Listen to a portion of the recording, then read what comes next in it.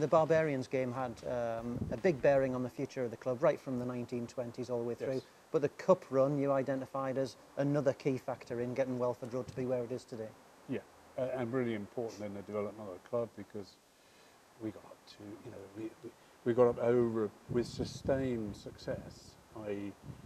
4 years in succession getting to the final, 3 years in succession winning it. It just builds on it every year, the support and so on, and then got us provided the financial base and the commercial base and the support base for the professional era.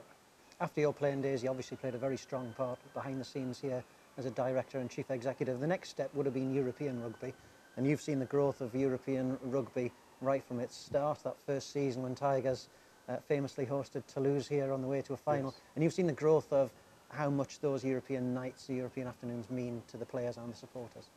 We didn't know at the outset because we'd never played French teams. So when that came, it was quite a dramatic change and quite an exciting change. And then it exposed us to, well, Toulouse were the big team, and then you get exposed to another level. And then, of course, you learn to cope with that over the years until you start to win those games. Away from those massive games, is there little moments that stick out still in your memory of games you played here, perhaps against direct opposition? Northampton games would be an obvious one, but also games that have been lost to the calendar now. Yeah, I remember playing the Leicestershire Sevens here, where we played, and we won it. I've got a picture of that. The only thing that's of us with the trophy, I have a moustache, which is so that's hidden in my office somewhere. But there was that. I had the unfortunate experience of being sent off playing against Australia. Never did it. No, it was mistaken identity. Yeah, it was that. But with Mark McBain, who was the Australian Queensland hooker, we had a little. Well, we just did what hookers do all game. About 3 minutes from the end of the game, he sent us both off. Yeah.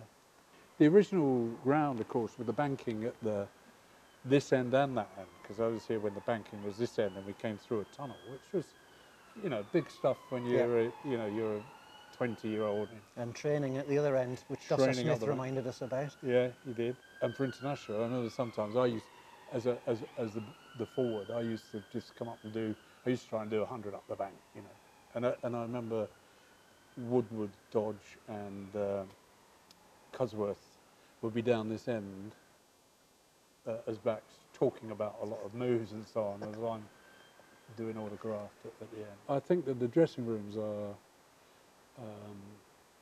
they've still got the old bench seats that we had in there when I first came down. And I think in terms of the banter and all that sort of stuff, it's a really, it's a unique area. People prepare in different ways. I remember that sort of stuff, and people who used to like to be last out or second last out or second out, or very full of superstition. Yeah. I had a horseshoe in my kit bag.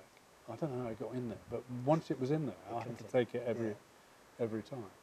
I mean, you do see in other dressing rooms all the, you know, nice sort of cupboards and all that sort of stuff. At the end of the day, you just put your kit on and go out.